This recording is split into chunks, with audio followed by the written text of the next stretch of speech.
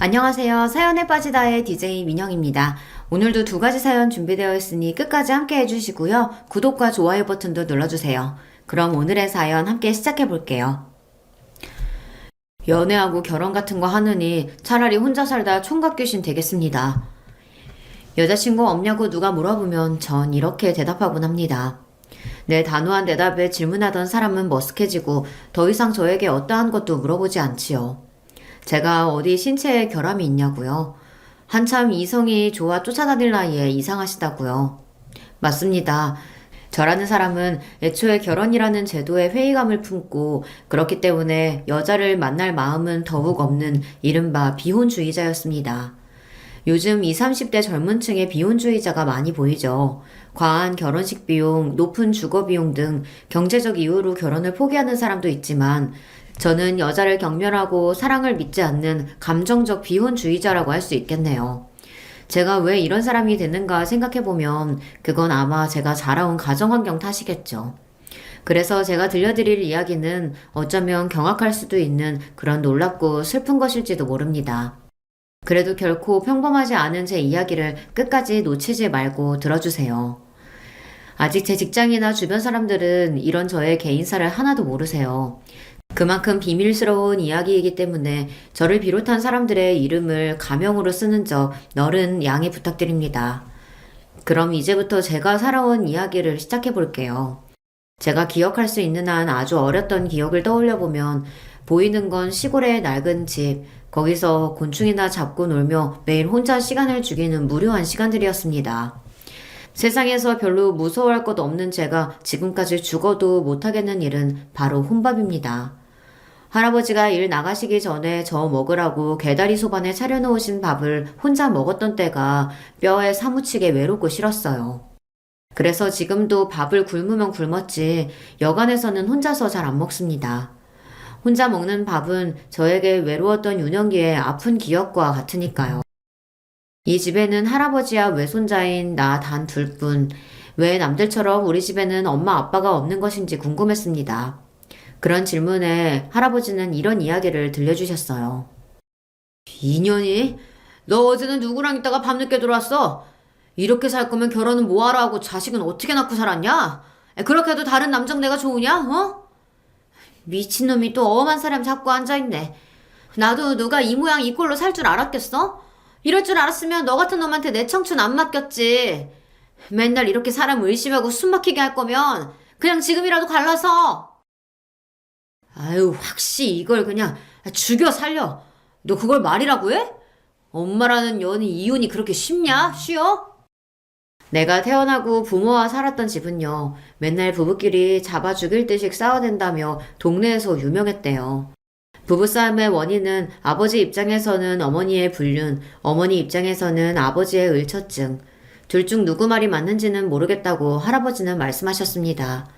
분명한 것은 둘의 궁합은 애초에 원수였을, 결혼하지 말았어야 할 사람들이었다는 거죠. 그러더니 결국 내가 두 돌쯤 됐을 때 부모님은 이혼하고 말았어요. 어머니가 날 키우겠다며 데려왔지만 시골 외가댁으로 가서 저를 맡겼어요. 아휴, 지긋지긋한 인간. 나 그 인간이랑 헤어졌어요. 어떻게든 애 먹여 살릴 방도 찾아볼 테니까 그동안 엄마 아빠가 좀 키워주세요. 당시에 살아계신 외할머니에게 자기 자식은 던져두고 아기를 낳은 어느 신혼부부네 입주 산후도우미를 한다며 대전으로 가버렸어요. 할아버지, 우리 엄마는 어디 갔어요? 나 왜 안 보러 와요? 아휴, 불쌍한 우리 승우. 아무리 일하러 갔어도 그렇지 가끔 집에 들러볼 순 있잖아.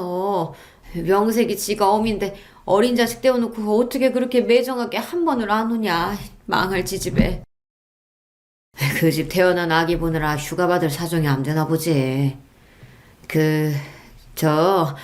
엄마는 나중에 너 좋은 학교도 보내고 잘 키워보려고 돈 버는 거야. 기다리다 보면 언젠가 엄마가 너 데리러 올 거야. 어린 제 눈에도 할아버지의 말씀은 하나도 믿기지 않았습니다. 저보다 더 슬픈 표정으로 먼 데만 쳐다보며 깊은 한숨을 쉬셨으니까요. 왜 우리 엄마 아빠는 맨날 싸우셨던 걸까? 이혼하고도 왜 나만 혼자 남겨진 걸까? 늘 궁금했지만 그래도 언젠가 날 보러 오실 거라고, 언젠가 엄마랑 함께 살면 심심하지도 외롭지도 않을 거라고 기다렸습니다. 하지만 저는 더 외로워지고 말았어요. 외할머니가 돌아가시고 이제 정말 할아버지랑 둘만 남아버렸거든요. 할아버지가 가끔 제 끼니를 부탁하셔서 이웃 아주머니들이 한 번씩 절 보러 집에 오셨어요. 승우야, 할아버지는 반일 나가시고 집에 안 계시니? 아이고, 또 어린 거 혼자 있구나. 밥은 먹었어? 할아버지가 오늘 장에 갔다가 해질녘쯤에 오신다고 했어요. 저는요, 밥 혼자 먹기 싫어요. 그래? 그럴 줄 알고 아줌마가 고구마랑 밤 삶아왔다. 이거 먹으면서 놀고 있으면 할아버지 금방 오시겠지. 아휴, 짜는 것 같으니. 아주머니들이 주시는 광주리를 들고 꾸벅 배꼽 인사를 드리는데 뒤돌아서서 가던 아주머니들끼리 하는 얘기를 듣고 말았어요. 승우 엄마는 왜 한 번도 집에 오지를 않는데? 진짜 일하러 간 거 맞아? 아들이 보고 싶지도 않은가? 자기 몰랐어? 승우 엄마 재혼했대잖아. 뭐 정식으로 결혼식 올린 것 같지는 않고 그냥 어떤 남자랑 같이 산다지 아마. 같이 사는 남자는 딸도 있다던데 자기 자식은 늙은 부모한테 팽개치고 남의 딸만 키우고 사네. 망할 옆했네. 엄마마, 그게 사실이요? 그럼 승우 아비가 허구한 날 애먼 사람 잡은 게 아니고 승우 엄마가 진짜 남자 문제가 있었던 게 맞았구만. 아이, 그러게 말이요. 그러니까 승우 할아버지도 어디다 하소연도 못하는 거지. 자기 딸 때문에. 아무리 사내가 좋아도 그렇지. 자식은 나 몰라라 하고 제가 한 게 그게 어디 사람이여. 짐승만도 못하지. 승우 쟤만 불쌍해서 어째. 에휴. 그때 알았습니다. 내 인생이 외로워진 것은 다 날 낳은 친모 때문이구나. 모두를 배신한 엄마로 인해 우리 가족이 뿔뿔이 흩어지고 할아버지랑 나만 둘이서 이렇게 힘들게 사는구나. 그런 친모 때문에 학교에 들어가기도 전에 어린 나이에 저는 분노라는 감정부터 배웠습니다. 이 세상에 여자란 한 개도 믿을 것이 아니구나. 절대로 여자랑 결혼해서 인생 망치는 일 따위 나는 하지 않을 거야. 엄마가 설령 돌아온다고 해도 우리 엄마로 받아들여주지 않을 거야. 어린 나이부터 그런 생각이나 하니 제가 올바르게 클 수 있었겠어요. 전 학교 가서 맨날 애들이랑 쌈박질하고 선생님이 하라는 숙제나 공부는 쳐다도 안 봤어요. 소위 학교에서 흔한 결손 가정의 문제야라는 낙인이 한번 찍히니까 두려울 것도 없고 마음은 더 삐뚤어져만 갔습니다. 부모와 세상에 대한 원망으로 저는 미래가 없는 것처럼 하루하루를 살았어요. 동네에 힘이 센 형들이랑 몰려다니면서 나쁜 짓도 많이 했습니다. 나 때문에 고생하시는 할아버지에게는 미안했지만 가만히 사는 것이 괴로워서 그러고 다녀야 숨이라도 트이는 기분이었거든요.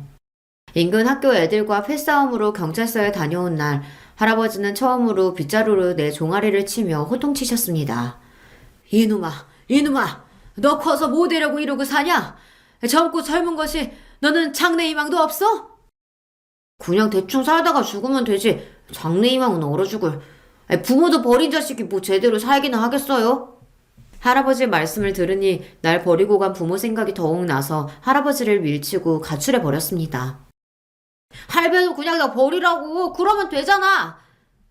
이렇게 전 학생 시절 내내 할아버지의 속만 썩였어요.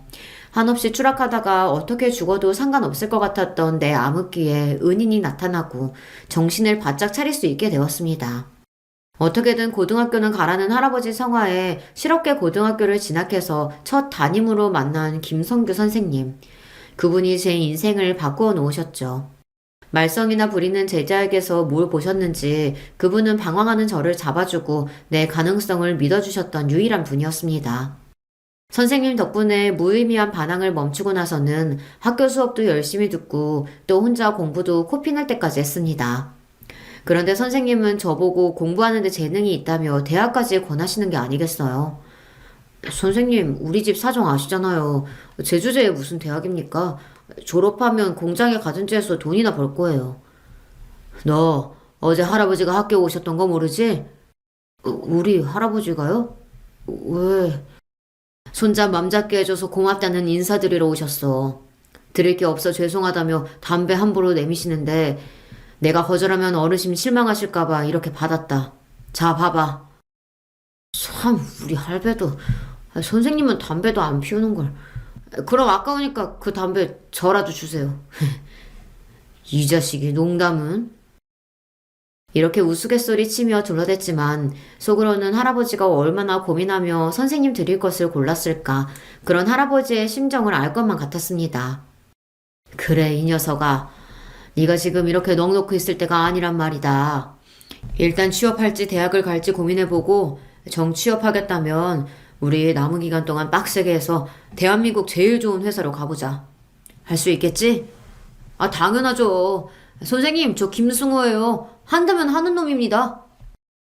사람답게 살아보려고 하니 지난 시간 동안 제가 잘못 산 것을 바로잡는 게 우선이겠더군요. 같이 몰려다니던 패거리들에게 이 짓거리 그만두겠다고 하자 그들은 죽음 아니면 빠져나갈 수 없다며 집단으로 날 때렸습니다. 10명이 잡아놓고 한 사람을 돌아가며 쳤으니 나를 진짜 죽이려나 보다 했어요. 흠씬 두들겨 패더니 한 학년 위에 패거리 짱 태섭이 형이 피죽이 된 내 얼굴을 대고 다시 물었습니다. 이래도 너 여기서 나갈 생각이야? 도대체 왜? 빌어먹을 엄마 때문에 손주까지 떠맡은 우리 불쌍한 할배. 이제 할배 고생 안 시키려고요. 나 취직해서 돈 벌고 할배한테 효도하고 살 겁니다. 에휴 이 지독한 새끼. 그래 네 뜻대로 잘 살아라. 형은 치료비하라며 10만 원을 던져주고 패거리를 끌고 사라졌습니다. 오랜 방황을 끝내고 저는 미친 듯이 공부했어요. 어디서부터 손대야 할지 모르겠으나 김성규 선생님이 주시는 교사용 문제집 중학교 것부터 계속 들여다봤습니다. 뒤늦게 한다고 하기는 했는데 고1 성적이 워낙에 형편이 없으니 나중에 전교 1, 2등을 해도 내신 등급을 따라잡을 수 없겠더군요. 그래도 하루 4시간만 빼고는 공부하고 산업기사 자격증을 따는 등 선생님이 하라는 대로 다 했습니다. 선생님의 전폭적인 지지로 대기업 생산직 몇 군데에 원서를 냈는데 그중 한 곳에 합격하는 기쁨을 맞이하게 되었어요. 그렇게 좋은 회사에 취직했다는 소식에 우리 할아버지가 덩실덩실 춤까지 추시며 얼마나 좋아하시던지요. 회사에서 신입사원으로 입사해서는 선배들한테 독한 놈이라는 소리 징글맞게 듣고 일했어요. 다들 힘들어서 피하는 교대조 야간 근무는 제가 늘 자원해서 나섰죠. 야간에 하는 근무 수당이 훨씬 더 세거든요. 인생 바닥을 기던 놈이 어디 가서 좋은 회사 다닌다고 하면 사람들이 우러러보는 그 눈빛도 짜릿했습니다. 그 맛에 더 높은 직급을 가보겠다는 꿈도 품게 되었죠. 우리 파트 누구보다 야간과 주말에 많이 나오고 위에서 시키는 일은 잘하니까 늘 상사들이 칭찬하니까 언젠간 가능할 거라고 믿었습니다. 하지만 처음 꿈을 가진 저에게 난관이 생겼어요. 20대 초반 왕성한 체력일 때는 그래도 가능했는데 사람이 참 밤일에는 장사가 없던 것입니다. 한 달에 쉬는 날이 이틀뿐이었으니 몸도 더 이상 버틸 재간이 없죠. 그런데 몸보다 더 절 힘들게 하는 건 내 일에 비전이 없다는 사실이었습니다.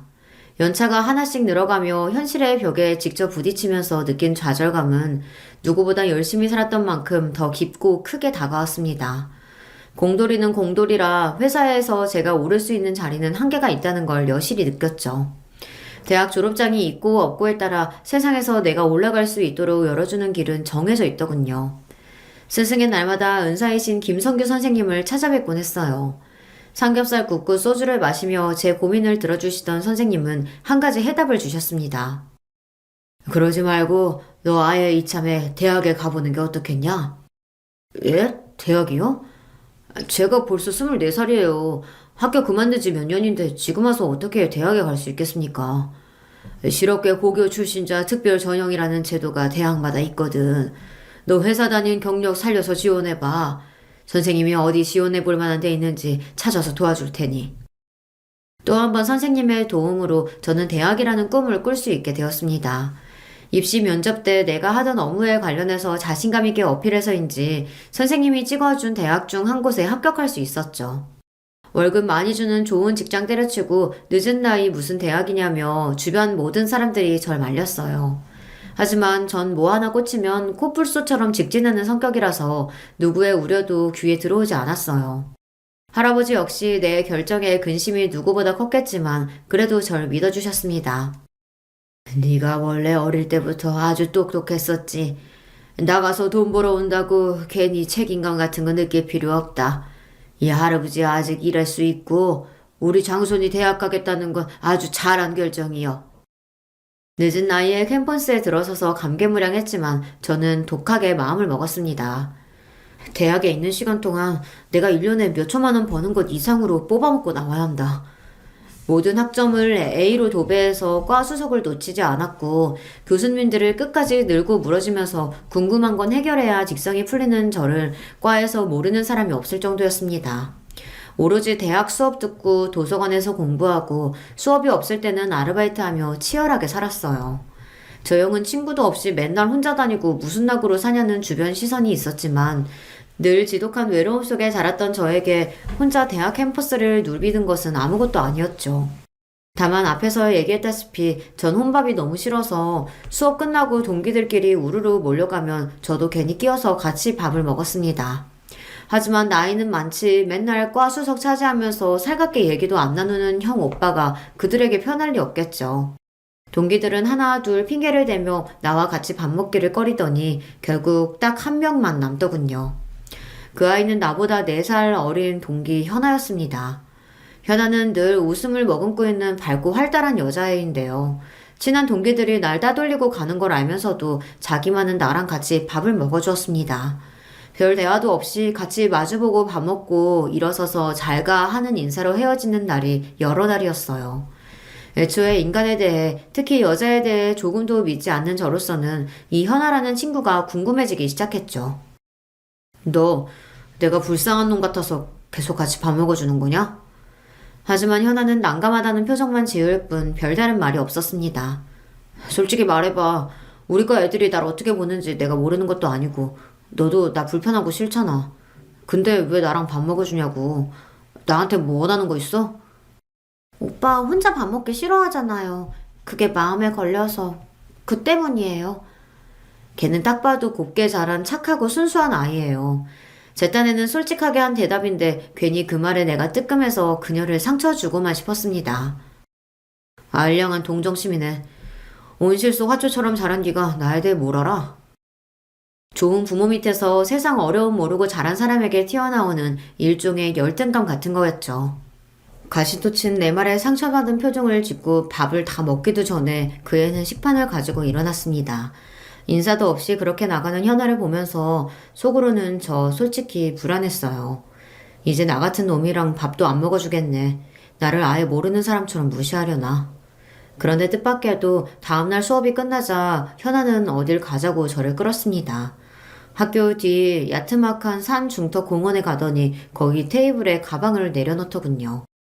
야, 여기나 왜 데려온 거야? 합격 식당 가서 점심이나 먹자. 가만히 좀 있어 봐봐요. 성격은 급해가지고. 자, 다 됐어요. 이제 같이 먹어요. 가방에서 뭘 주섬주섬 꺼내더니 밥과 소세지 볶음이랑 김치볶음, 김 등 반찬들을 차려놓고 나한테 같이 먹자는 겁니다. 네가 직접 싸온 이 도시락을 같이 먹자고 날 데려온 거야? 왜? 나 같은 놈한테 너 왜 자꾸 잘해주는 거냐고. 소세지 반찬을 입에 넣고 우물거리던 현아는 나를 빤히 보며 얘기를 시작했어요. 그럼 나처럼 곱게 산 애가 오빠한테 잘해주면 무조건 동정심인 거예요? 이게 무슨 감정인지는 나도 처음 겪으니까 잘은 모르겠어요. 그런데 오빠같이 뻣뻣하고 무심한 사람이 자꾸 우리한테 끼어서 밥 먹는 걸 보니까 그 마음이 완전히 이해되더라고요. 나도 혼자 밥 먹는 게 죽기보다 싫은 애라서 그런가 봐요. 그저 혼밥하기 싫은 사람들끼리 같이 밥 먹으면 좋잖아요.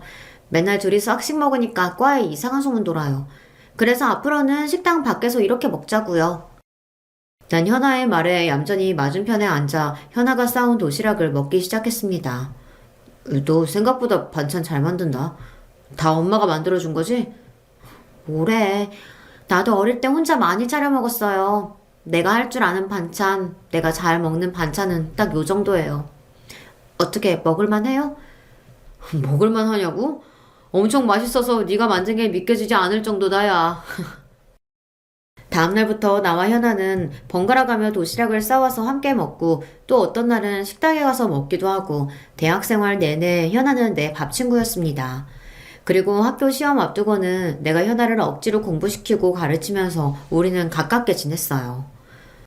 형, 현아랑 사귀는 거 맞죠? 내가 물어보니까 현아는 대답 피하던데.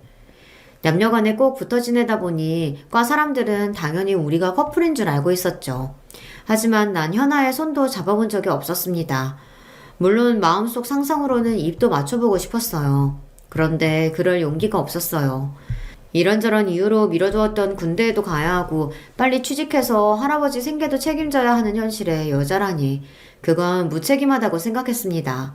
현아는 은근히 내가 남자로서 무슨 행동을 취해주길 기다리는 눈치였지만 그걸 알면서도 전 모르는 척 했습니다. 회사 박차고 나와 원하던 대학 졸업장은 손에 거머쥐게 되었지만 자칫 백수가 될 수 있으니까 빨리 좋은 회사에 들어가야죠. 그래서 내 조건으로 갈 수 있는 직장, 전보다 더 좋은 직장을 무수히 알아보고 문을 두드렸습니다. 전에 다니던 회사에서 같이 일했던 선배는 이번 경력사원 모집에 지원하면 면접 등에서 이전에 일했던 경력까지 인정받을 수 있다고 꼭 지원해서 같이 일하자 하셨습니다. 그곳도 좋았지만 보다 안정적으로 일할 수 있는 곳을 원했어요. 숱한 도전 끝에 드디어 전 어느 종합병원의 시설관리직으로 일하게 되었습니다. 마치 준 공무원처럼 회사 실적에 따른 압박에 시달리지 않아도 되고 일이 고되지 않으면서 급여도 괜찮은 편이었습니다. 무엇보다 잔업이 많지 않은 주간 근무라는 것도 더 좋았습니다. 내가 그리던 직장까지 잡았지만 난 여전히 현아에게 미래를 약속할 수 없었어요. 이미 20대 후반에 들어선 저에게 입영 영장이 나와버렸거든요. 더 이상 나라의 부름을 연기할 사유도 없었기에 곧바로 입대해야 했습니다. 전 거의 평생을 버림받고 여자에 대한 불신으로 살아온 놈입니다. 아니길 바라지만 군대에 있는 동안 현아가 다른 마음 먹는다고 해도 어쩔 수 없다는 생각으로 그녀에 대한 기대는 애초에 접었습니다. 미리 포기해놓지 않으면 나중에 그녀가 떠났다는 걸 알았을 때 버틸 수 없었기 때문이죠. 그런데 이게 무슨 기적과 같은 일입니까? 제대하는 날 부대 앞에서 날 기다려준 현아를 보자마자 나도 모르게 달려가 뼈가 으스러지도록 그녀를 껴안았습니다. 이렇게 좋은 여자를 지금 놓치면 난 더 이상 어떠한 사랑도 못할 것만 같았어요. 더 이상 어떤 망설임도 없이 현아를 내 여자로 만들고 세상 누구보다 행복하게 만들 것을 다짐했습니다. 우리 바로 결혼하자. 그냥 연애가 아니라 전 하루라도 빨리 그녀와 결혼하고 싶은 마음이었습니다. 그녀와 함께 살 집을 마련하기 위해 월급을 모으며 10원도 허투루 안 쓰고 재테크도 열심히 했습니다. 그런데 결혼하겠다던 제가 정작 놓친 중요한 것이 있었어요. 오빠, 여기야. 주말 데이트 약속 장소에 가보니 여자친구가 미리 나와 있었습니다. 그런데 그녀 옆에 한 중년 남성이 앉아 있었고 그분은 저를 보고 손을 흔드는 게 아닙니까? 인사드려. 내가 세상에서 제일 믿고 의지하는 우리 아빠. 갑작스러운 예비 장인어른의 등장으로 속으로는 놀랐지만 정중하게 인사부터 드렸어요. 제가 인사가 늦었습니다. 저 현아 남자친구 김승우입니다. 예쁘게 봐주십시오. 나의 머리부터 발끝까지 찬찬히 보시던 현아 아버님의 첫인상이 어쩐지 저에게 좋았습니다. 자기 딸의 남자친구면 이것저것 궁금한 것들이 많으셨겠죠. 이를테면 양가 부모님 뭐 하시는지, 직업은 뭔지, 쌓아놓은 경제력은 어떤지 등 현실적인 질문들 말이죠. 하지만 그런 질문은 하나 없이 아버님은 대뜸 이것부터 물어보셨습니다. 자네 혹시 낚시 좋아하는가? 네, 좋아합니다. 바빠서 지금은 잘 못 다니지만 할아버지 따라서 어릴 때부터 민물 낚시 자주 해봤고요. 그래? 내 대답이 썩 마음에 드셨는지 현아의 아버님은 한바웃음을 지으며 고개를 끄덕이셨습니다. 옆에 있던 현아는 눈을 찡긋거리며 말했어요. 아빠, 그거 아세요? 요즘 아내들이 제일 싫어하는 남편의 취미 1위가 낚시래요, 낚시.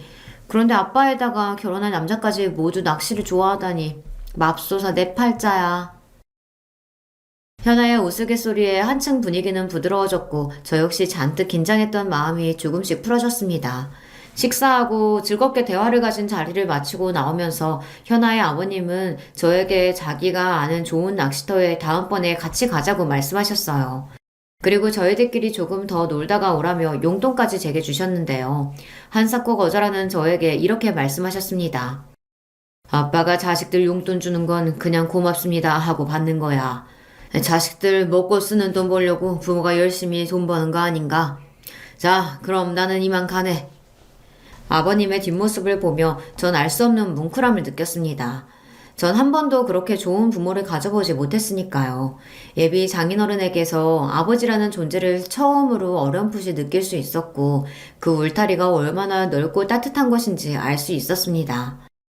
오빠, 지금 우는 거야? 설마 내가 갑자기 우리 아빠 데리고 와서 많이 놀란 거구나?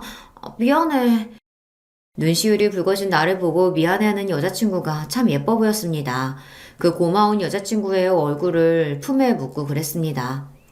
아니야, 지금 이 순간이 너무 감사하고 행복해서 나도 모르게 울컥했나 봐. 현아, 너는 나한테 천사야. 내가 가져볼 수 있는 모든 행복을 가져다 주는 천사.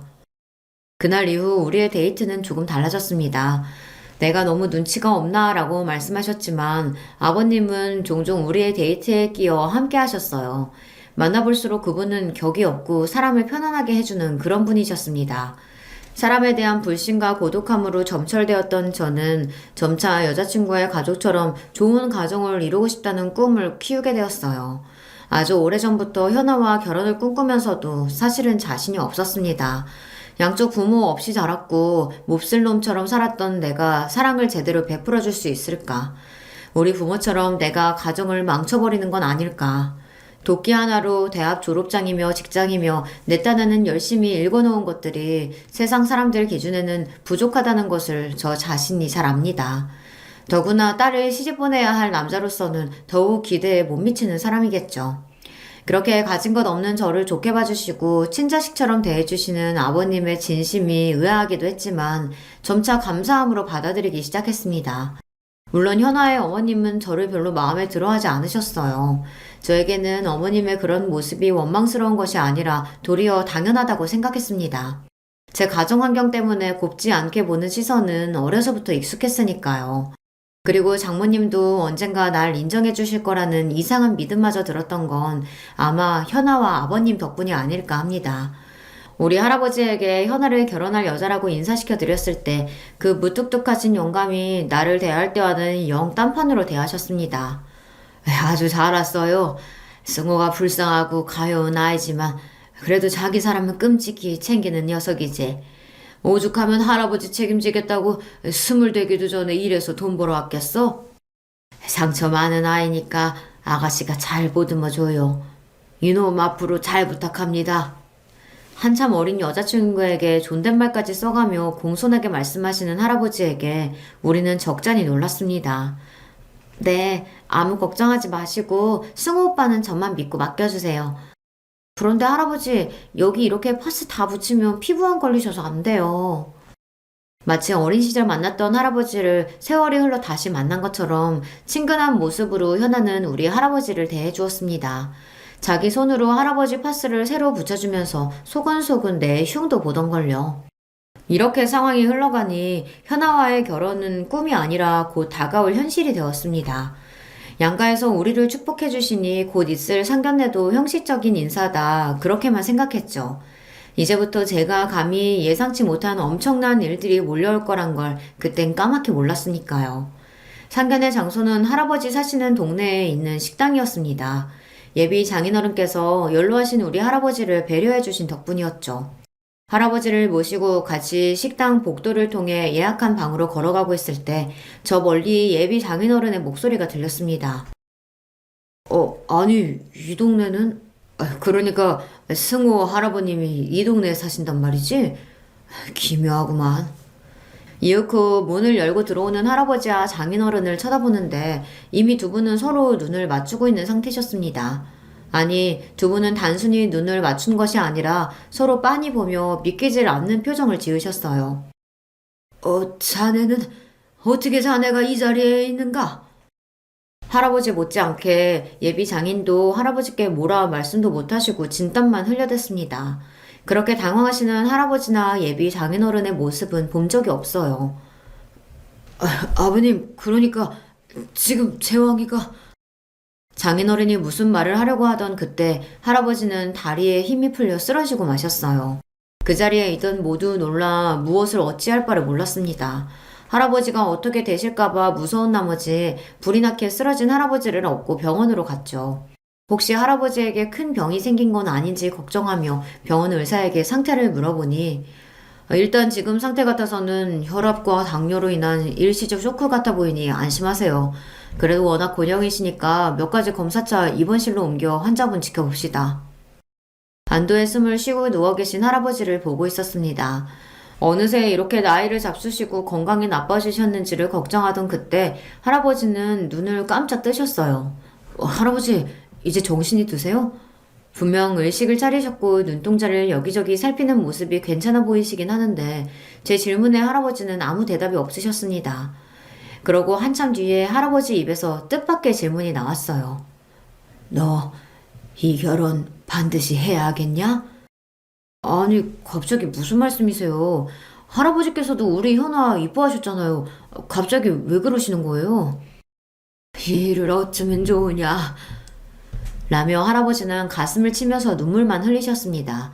할아버지 참 이상하다 싶은 그때 제 전화가 울렸습니다.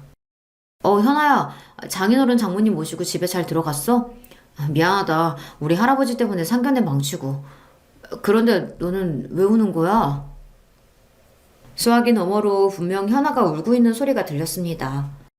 오빠, 갑자기 우리 아빠가 이 결혼 없던 일로 하라고 무섭게 돌변하셔서 말씀하셔. 엄마도 이 기회에 잘 됐다며 아빠 거들고 갑자기 부모님 모두 우리 결혼 반대하겠다는데 이를 어쩌면 좋아? 할아버지는 이유도 없이 갑자기 쓰러지시고는 내 결혼을 안타까워하시질 않나. 상견례에서 서로 뭘 한 것도 없는데 갑자기 태도를 바꾸신 장인어른이나 저로서는 정말 이해할 수 없는 일이었습니다. 순탄하게 흘러오던 결혼은 이제 양가의 반대에 부딪히고 말았습니다. 그렇게 날 따뜻하게 대해주시던 장인어른은 이제 절 보려고도 하지 않고 제 전화도 받질 않으셨어요. 현아 부모님을 만나지도 못하니 설득하기도 어려웠는데요. 우리 할아버지까지 역시 이 결혼은 무르는 게 맞다는 말씀만 하십니다. 그 가운데 현아와 나 둘이서만 고군분투하던 어느 날 장인어른이 병원에 있는 나를 찾아오셨습니다. 여기 내 딸 왔지? 자네가 내 딸 숨겨두고 있는 거 맞는가? 네? 무슨 말씀이십니까? 할아버지 계신 병원에 현아를 숨겨두다뇨. 우리 현아가 갑자기 사라졌어. 집에 가출하겠다는 쪽지 하나 남기고 말이야. 정말로 자네가 함께 벌인 짓이 아니란 말이야? 현아가 가출이라니 나한테 아무 말도 없이 그럴 애가 아닌데 이렇게 현아를 걱정하며 어떻게 찾아야 할지 궁리하고 있는데 할아버지의 음성이 들렸습니다. 우리 승호는 가출 같은 걸 부추길 애가 아니란 말일세. 자네 나랑 둘이 얘기 좀 하지. 함께 있고 싶다는 저를 억지로 병실 밖으로 내보내고 두 분의 이야기가 시작되었어요. 당시에 저는 듣지 못했던 그 대화를 나중에 전해 듣고 여기에 적어보겠습니다. 장인어른 정말 오랜만에 뵙습니다. 긴 세월 못난 자식들 때문에 얼마나 고생이 많으셨을지 아이들 일이 이렇게 돼서 정말 어떻게 뵐 면목이 없습니다. 그야 내가 딸년 잘못 키운 값 말년에 몰아서 치르는 게지. 사람 일이 어디 마음대로 돼간디. 근데 자네는 재혼해서 딸도 낳고 잘 살고 있었구만. 우리 승우도 어려움 많았지만 다행히 이렇게 잘 커주었다네. 그런데 사실 장인어른께 묻고 싶은 것이 있습니다. 내 아들 재왕이가 정말 저 승우가 맞다는 말씀입니까? 어쩌다 이름이 바뀐 거죠? 그렇다네. 이혼하자마자 승우 엄마가 우겨서 애 이름을 바꿨어. 자네가 지은 이름으로 살면 애 팔자마저 꼬일지도 모른다면서. 그건 그렇고 우리 불쌍한 애들은 모르게 둘이 찢어놓는 게 좋지 않겠나. 자기 부모가 꼬아버린 인연의 실타래를 애들이 알게 된다면 그 마음이 오죽하겠어. 예, 맞습니다. 모두 다 제가 부족해서 이런 사태까지 나고 말았네요. 이 넓은 세상에 이복남매인 저 둘이 만나게 될 줄 누가 알았겠습니까?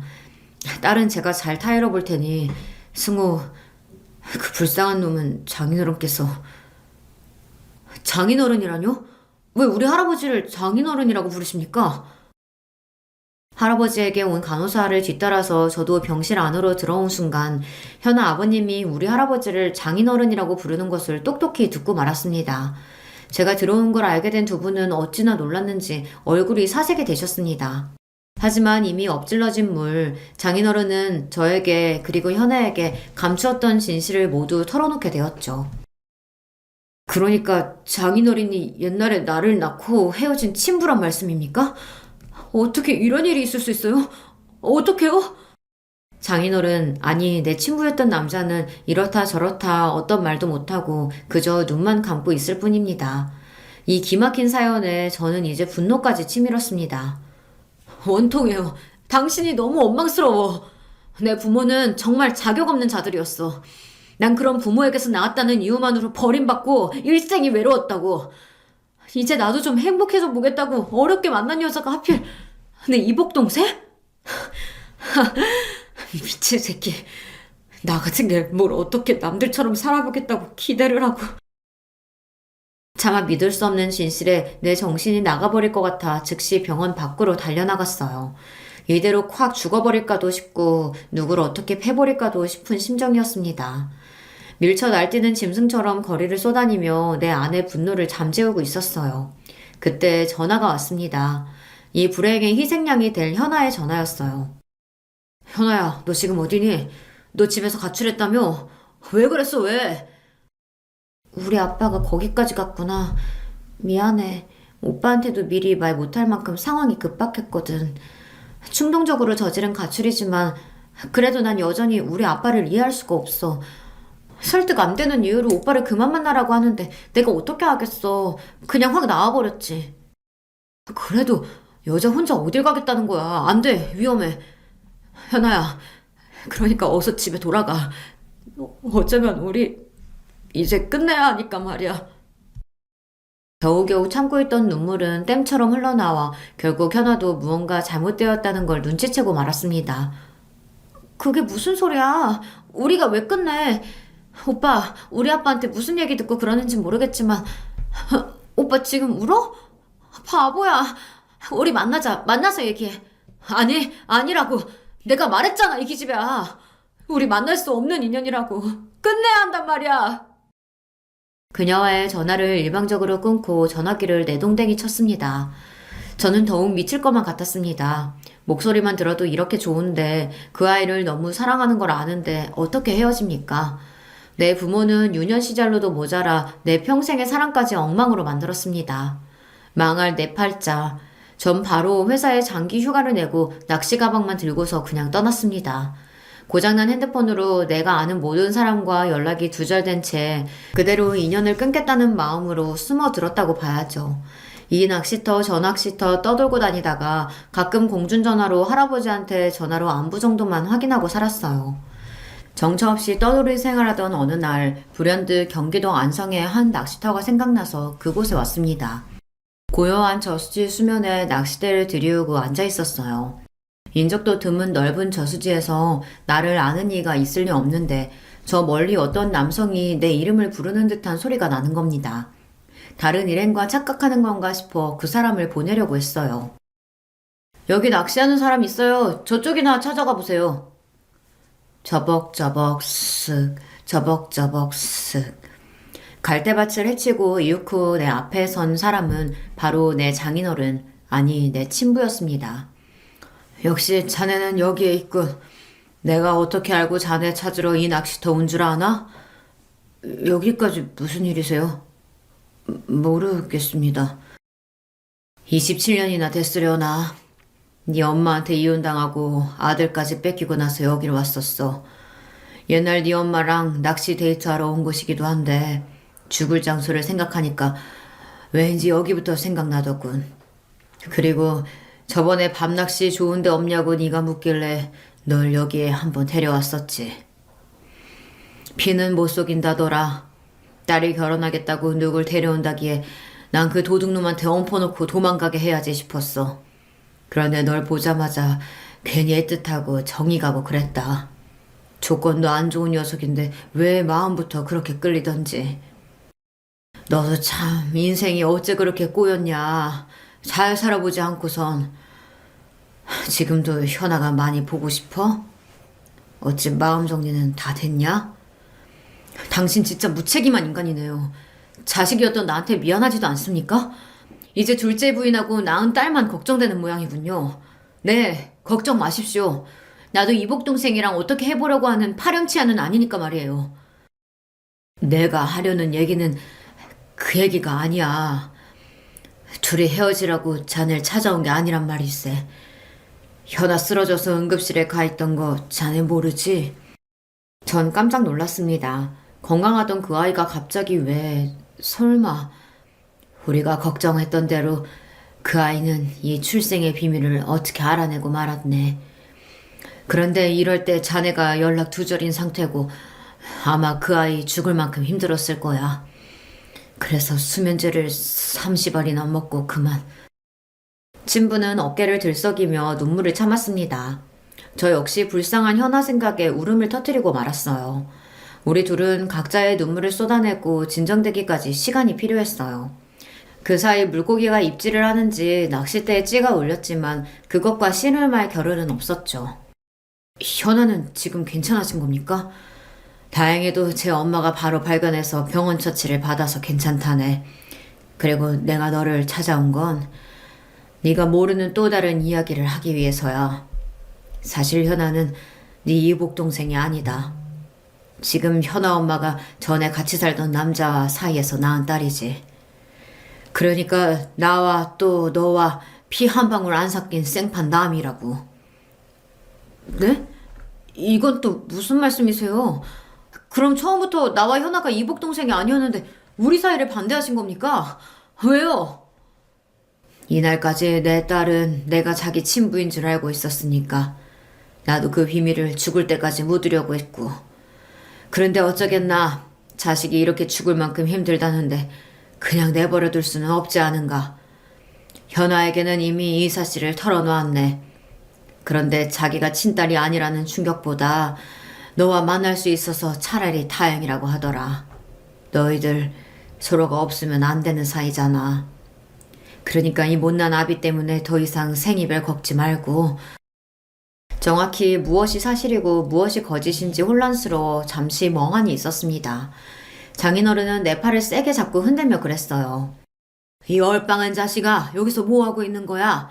어서 너 기다리고 있는 네 여자한테 달려가란 말이다. 그때부터 머리와 몸이 따로 노는 이상한 상태로 현아가 있는 병원까지 차를 몰았습니다. 병원에 들어서서 침상에 누워있는 현아를 보자 울컥하고 미안한 마음이 들어 가까이 가지는 못하고 주저앉아 눈물을 흘렸습니다. 저기 아저씨 찾는 분이 누구세요? 승우 오빠. 열흘이 넘도록 씻지도 못하고 다닌 탓에 아마 처음 그녀의 눈에 전 노숙자처럼 보였을 거예요. 하지만 그녀는 곧 절 알아보고 우리는 뜨거운 눈물의 재회를 했습니다. 수많은 우여곡절이 있었지만 그럼에도 우리는 헤어질 수 없는 굳은 사이라는 것을 서로를 통해 확인했습니다. 할아버지, 무슨 일이 있더라도 저 현아랑 결혼할 거예요. 그러니까 더 이상 반대하지 마시고 도와주세요. 그래, 나도 네 사돈한테 얘기 들었다. 하늘이 널 아주 버린 게 아니구나 했어. 참말로 다행이다. 그리고 그동안 널 속여서 미안하구나. 아니에요. 할아버지 입장에서 그럴 수 있다고 이해합니다. 지금은요. 그 얘기가 아니야. 네 엄마 말이다. 너 학교 다니던 어렸을 때 네 엄마가 죽었다고 했는데 그게 거짓이었어. 십수년 전 제가 엇나가던 시절 걱정이 컸던 할아버지는 저를 엄마 밑에서 키우게 해야겠다고 마음먹으셨답니다.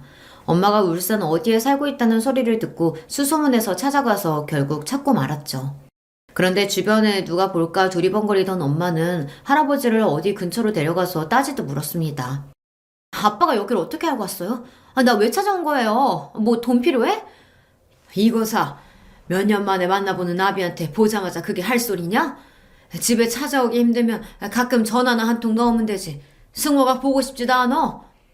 하지만 하나뿐인 네 자식이 엄마 사랑 못 받고 괴로워서 사고만 치는데 네가 와서 잡아줘야 할 거 아니야. 네가 어떻게든 해봐야지 어민데. 그놈 그러는 거 다 제 아비피 물려받아서 그런 거야. 그 새끼랑 낳은 아들 하나 때문에 잘 사는 지금 내 인생 포기할 마음 조금도 없어. 그러니까 아빠는 지금처럼 승우 키우고 나랑은 모르는 사람처럼 살자고요. 아무리 설득했지만 소용이 없었다. 그래서 집에 돌아와서 승호 너한테 그랬다. 네 엄마는 죽어버렸다고. 그래야 네가 엄마 안 기다리지. 기약 없는 그리움보다 더한 벌이 세상에 어디 있겠니? 젊은 놈 앞으로 기펴고 제대로 살려면 차라리 제 엄마 죽었다고 하는 편이 낫지. 엄마라는 사람이 참... 내 엄마가 저 정도 쓰레기라는 이야기를 들으니 기가 막혔습니다. 이제 와서 내가 이런 이야기를 하는 건 네 장인어른 될 뿐 미워하지 말라는 거요. 이제 한 가족으로 살 사이인데 괜한 미움이나 오해 품으면 안 되지. 너희 아버지는 그럴 의무도 없는데 나중에 너 필요할 때 쓰라고 5천만 원 엄마한테 줬어. 대출까지 받아서 힘들게 마련했다고 들었는데 그걸 네 엄마가 들고 간 거지. 그 사람 늘 아들인 너 생각하고 직접 못 키워준 걸 미안하게 생각하고 있을 거다. 그러니까 장인어른 아빠처럼 믿고 따르며 잘 살아라. 그럼 내 엄마는 지금 살아있다는 건가요? 아니야. 네 엄마는 결국 몇 년 전에 세상을 떠났다. 어느 날 갑작스러운 사고로 사망한 엄마의 장례는 같이 살던 울산 가족들이 치렀다는 그 소식조차 나중에 한참 지나고서야 들었다고 합니다. 딸 장례식도 모르고 지나가서 할아버지 혼자 몹시 애통해 하셨다는데 저는 그런 엄마가 보고 싶지도 않고 안타깝지도 않았습니다. 집채만한 파도와 바람이 몰아치는 바다도 하루아침에 잠잠해지듯이 내 인생은 그 후 모든 것이 안정을 찾게 되었습니다. 아무 문제 없이 현아와 결혼식을 올리고 신혼부부로 사이좋게 살며 넉 달 전 현아가 임신한 경사까지 생겼죠. 이렇게 저는 더할 나위 없이 행복한 하루하루를 보내고 있습니다. 다만 요사이 우리 부부에게 고민 한 가지가 있어 여기 계신 분들께 여쭤보고 싶으네요. 솔직한 성격의 아내는 자기 엄마만 아니면 모든 관계를 터놓고 편하게 지내고 싶은데 아직 아무것도 모르는 엄마가 걱정이라고요. 자신의 말실수로 나중에 장모님만 빼고 우리끼리 모든 비밀을 공유한 것을 알게 되면 그 상처와 배신감이 더 크지 않겠냐는 것입니다. 저 역시 장모님에게 이 모든 사실을 알려야 좋을지 선뜻 답이 안 섭니다. 물론 아버님과 할아버지는 장모님이 모르시는 게 좋겠다는 입장이시지만 말입니다. 아내가 장인어른이 자기 친부가 아니라는 사실을 안다는 것과 저와 장인어른의 관계를 장모님에게 끝까지 비밀로 해야 할까요? 여러분의 생각이 궁금합니다. 이렇게 길었던 저의 이야기를 모두 털어놓으니 어쩐지 속이 후련한 기분입니다. 또 제 사연을 들어주신 여러분에게 고맙습니다. 저는 지금처럼 아내랑 새로 태어날 아이와 함께 행복한 가정을 위해 열심히 살아보겠습니다. 그럼 함께 해주신 구독자 여러분, 안녕히 계세요. 안녕하세요. 저는 30대 여성입니다. 제가 겪었던 일 중 가장 황당했던 일을 한번 이야기 나눠보고 싶어서 사연을 보내봅니다. 저는 지금 싱글로 회사에 다니고 있습니다. 엄청난 대기업에 다닌다거나 그렇지는 않고요. 자그마한 중소회사에 다니고 있죠. 나름대로 직급도 과장까지 달았고 회사는 작지만 탄탄합니다. 직원은 30명 정도가 되는데 재정 문제도 없고 분야가 확실해서 든든한 회사예요. 물론 작은 회사이니만큼 연봉이 높지는 않습니다.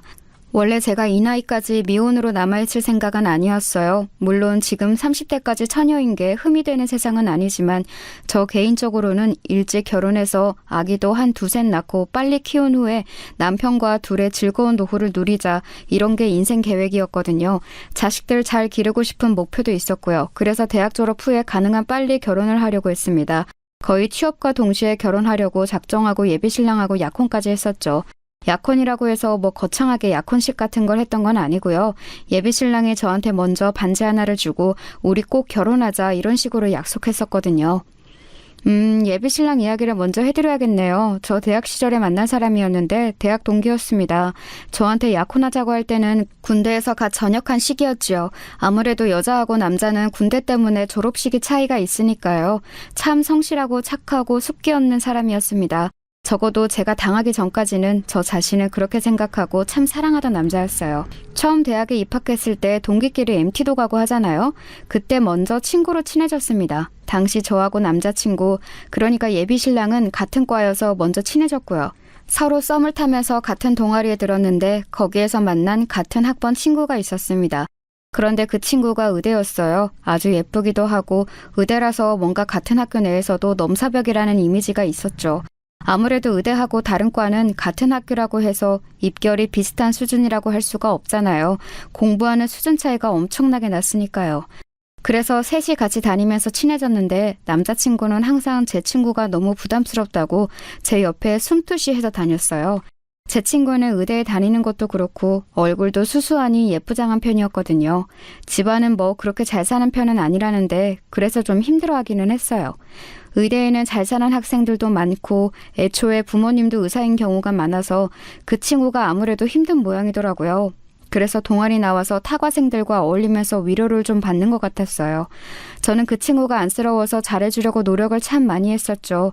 의대라서 공부량은 타과 대비 넘사벽이었고 집안은 따라주지 않아서 학비를 벌기 위해 알바도 따로 해야 했고 그 친구도 참 많이 고생을 하고 있었거든요. 그런데 그런 상황에 남자친구는 제 옆에 숨어서 그 친구가 부담스럽다며 피하고 있으니 좀 답답하게 느껴졌었죠. 그 당시에는 그저 썸 타는 관계였던 남자친구하고 정식으로 사귀게 되고 난 이후에도 언제나 그랬어요. 처음보다는 좀 나아지기는 했지만 의대 친구는 저희랑 있는 걸 무척 좋아했는데 남자친구는 어색하고 대면대면해서 싫다고 자꾸만 자리를 피했죠. 의대 친구는 눈치가 빨라서 미리 다 알더라고요. 그래도 제가 너무 어색해하지 말라고 나랑 놀면 되지 않냐고 의대 친구를 달래서 같이 지냈거든요. 어차피 셋이 같은 동아리이기도 했고 그 동아리에 같은 학번이 저희밖에 없기도 했으니까요. 그리고 남편이 남들보다 조금 늦은 시기에 군대에 갔고 저는 의대 친구하고 더 붙어 다니면서 많이 친해졌어요. 원래도 친했지만 그 시기에는 진짜 베프처럼 지냈었죠. 그 친구는 그래도 의과대에도 친구가 많이 생긴 것 같았지만 제가 더 편하고 좋다면서 저하고 거의 다녔어요. 솔직히 저는 좋으면서도 싫은 면이 있긴 했었어요. 그 친구가 소박하고 얌전하게 생겼는데 그런데도 되게 예쁘장한 느낌이 있었거든요. 저도 나름 예쁘게 생겼다고 생각했지만 의대 갈 만큼 공부도 잘하는 얘가 그렇게 예쁘니까 솔직히 그 친구는 기다리면 의사 될 거고 100% 지내면 절대 나쁠 일도 없는 거라 좋긴 했는데 너무 스펙이 좋아서 곁에 같이 다니는 제가 좀 주눅들 때가 많았어요. 겉으로 보면 비슷비슷하게 예쁜데 까놓고 보면 의대하고 문과대였으니 그리고 그 친구도 그걸 알아서 좀 무줄될 때가 있기도 했었죠. 사실 의대 애들이 건방진 경우 엄청 많거든요. 다른 과 학생들은 같은 학교로도 안 치는 경우가 많았고 진짜 동무는 자기네 과만 진짜라고 생각하는 애들도 많았고요. 그 친구는 그 정도는 아니었는데 같이 다니다 보면 저하고 같은 수준으로는 전혀 생각하지 않는 그런 느낌이 참 많이 들기도 했어요. 그럴 때면 상당히 속상하기도 하고 애랑 같이 계속 친구를 해야 하나 싶기도 했지만 뭐 친구 사이라는 게 속상한 일 하나도 없이 유지되는 건 아니잖아요. 그래서 그냥 제 쪽이 조금 손해본다 생각하고 지내기로 했었죠. 그리고 남친이 전역하고 돌아왔어요. 그때 제가 졸업반이었고 졸업식 직후에 남친이 반지를 주면서 자기 대학 졸업하고 나면 바로 결혼하자고 하더라고요. 일종의 약혼이었죠. 저도 이 남자친구하고 결혼하고 싶다고 늘 생각해왔기 때문에 기쁘게 받아들였어요. 제가 졸업하면서 바로 칼취업을 했기 때문에 남자친구는 제가 다른 남자를 사귈까봐 불안했다고 하더라고요. 조금 더 능력 있고 잘난 남자들이 주변에 있을 게 뻔하니까요. 뭐 그렇게 큰 대기업도 아니고 중소기업에 취직했는데도 좀 불안해하더라고요. 그래서 제가 저를 믿어라, 난 너를 떠나지 않는다 하면서 안심시켜줬어요. 그러고 나서 2년 뒤 남자친구가 졸업했죠. 그 사이에 먼저 돈을 벌고 있던 제가 남자친구한테 용돈도 보조해주고 교재 사는 비용도 보태주고 그랬어요. 데이트 비용도 당연히 제가 다 냈고요. 이건 당연하다고 생각했고 지금도 불만은 없어요. 일단 제가 돈 버는 직장인이었고 남자친구는 학생이었으니까요. 남자친구도 처음에는 좀 부끄러워하다가 제가 그러지 말라고 나중에 네가 돈 잘 벌 건데 그때 날 책임져주면 되지 않냐고 했더니 알겠다면서 당당해지더군요. 남자친구는 그래도 학점 관리와 스펙 관리를 열심히 해서인지 바로 취업이 되었어요. 게다가 대기업에 취업해서 연봉도 상당히 높더라고요. 초봉이 2년 차인 저보다 훨씬 높아서 너무 부럽기도 했고 동시에 결혼하면 우리가 어차피 같은 경제 공동체일 거니까 좋기도 했어요. 요즘 뭐 부부들이 반반 생활비 한다지만 그래도 어쨌든 돈 같이 모아서 집도 사고 하잖아요. 남편이 돈 잘 버는 게 절대 나쁠 리가 없었죠. 저는 남자친구가 이미 반지도 줬겠다. 당연히 취업하자마자 결혼하게 될 줄 알았어요. 그런데 취업 축하 겸 같이 신나게 놀기도 하면서 시간이 조금씩 흐르는데도 결혼 이야기를 조금 더 꺼내지 않더라고요. 그래서 제가 그 친구 취업하고 나서 6개월쯤 지났을 때 조심스럽게 이야기를 꺼내보았었죠. 자기, 우리 이제 결혼 준비해야 하지 않을까? 결혼? 나 아직 준비가 안 되었는데. 준비가 뭐가 필요해? 취업 막 해서 모은 돈도 없고 지금 직장 적응하는 것만도 힘들어. 알잖아. 남자친구는 귀찮다는 듯이 말했어요. 저는 그 내용은 그럴 법하다고 생각했지만 남자친구가 말하던 그 귀찮은 듯한 태도가 너무 충격이었죠. 여태까지 남친이 그런 식으로 저한테 말한 적이 없었거든요. 워낙 순하고 착한 사람이었기 때문에요. 저는 그날 그냥 알았다고 하자 그날 밤 소가리를 좀 했었죠. 혹시 대기업에 취업해서 마음이 바뀐 건가? 그동안 뒷바라지 해왔던 나는 별로가 된 건가 싶었어요. 대기업에 들어갔으니 거기는 얼마나 예쁘고 상냥한 여직원이 많겠나 싶기도 했고요. 그날 밤 계속 잠도 못 자고 있다가 속상한 마음에 베프였던 의대 친구한테 전화를 했어요. 의대는 6년 과장이라 당시 친구는 졸업 관련으로 정말 정신없이 바쁠 때였죠. 하지만 그런데도 그 친구는 저한테 전화를 받아서 제 징징거림을 모두 들어줬어요. 친구는 침착하라고 남친이 지금 직장 처음 들어가서 너무 힘들어서 그런 걸 거라고 충고를 해주었죠. 원래 직장 처음에 들어가면 적응하기 힘든 거 너도 겪어봐서 알지 않냐는 말에 정신이 조금 들기는 했어요. 국가고시니 졸업이니 해서 힘들고 피곤할 텐데 이런 제 징징거림에 고민 상담을 해주는 베프한테 고맙기도 했고요. 저는 베프의 말을 듣고 남친을 믿었습니다. 실제로 남자친구는 아주 피곤하게 끝없는 야근에 시달리고 있었어요. 남친이 들어간 대기업은 초봉이 높고 이름값도 높은 곳이었지만 그 연봉을 괜히 주는 게 아니더라고요. 게다가 워낙 스펙 좋고 잘난 사람들만 들어와서인지 그 사이에서 성과를 내야 하는 게 너무 힘들다면서 남친이 힘들어했어요. 저는 옆에서 그럴 때마다 다독거려 주었고 남친은 저밖에 없다면서 하소연을 하고는 했었죠. 결혼 이야기는 당분간 하지 말아야겠다 싶기도 했어요. 저렇게까지 힘들어하는 사람 앞에서 결혼 이야기는 좀 너무한 건 아니겠어요? 물론 저야 하루라도 빨리 결혼하고 싶은 마음이 있었지만 양쪽 모두가 하고 싶어야 할 수 있는 게 결혼이었으니까요. 제가 다정하게 다독여주고 나면 남친은 고맙다고 저한테 고급스러운 명품 지갑 같은 걸 선물로 사다 주기도 했고 꽃다발이나 작은 액세서리 같은 걸 사주기도 했어요. 고마운 마음을 매번 표현해주는 남친 덕분에 저도 크게 불안하지는 않았었지요. 다 좋았는데 남친의 사고방식 같은 게 좀 변해가는 게 느껴지더라고요. 대기업에 있으니까 뭐든지 성과 위주라고 해야 할까요? 눈에 보이는 뭔가를 이뤄내지 않으면 회사에서 닥달을 당하니까 그런 회사 생활이 몇 년째 길어지면서 사람이 바뀌더군요. 저는 작은 회사에 다녀서 돈은 많이 못 받아도 그런 건 없었거든요. 동료 직원은 어떨 때는 친구 같기도 했고 사람들도 뭐 불만은 있지만 인간적으로 친밀하고 그런 사이였어요. 저희 회사가 조금 더 그런 면이 있기도 했고요. 그런데 남자친구는 회사 동료하고 그런 게 어딨냐면서 인사 시즌 되어보면 전부 다 경쟁자라고 화를 내고는 했어요. 그럴 때면 대학 시절 그 다정하고 착하던 남친이 맞나 싶은 생각이 들어서 의아해지고는 했었는데요. 하지만 저한테는 항상 잘했으니까 뭐라고 할 마음은 안 생기더라고요. 사람이 환경에 따라 변할 때도 있는 거지 싶기도 했고요. 뭐 사람이 언제나 똑같은 상태로 평생 살 수는 없는 것 아니겠어요? 그러면서 거의 3년 정도가 지났을 거예요. 4년 가까이 지났던가? 아무튼 이제 회사에서도 남친이 신고 딱지를 떼고 어엿한 선임이 되어 있을 무렵이었죠.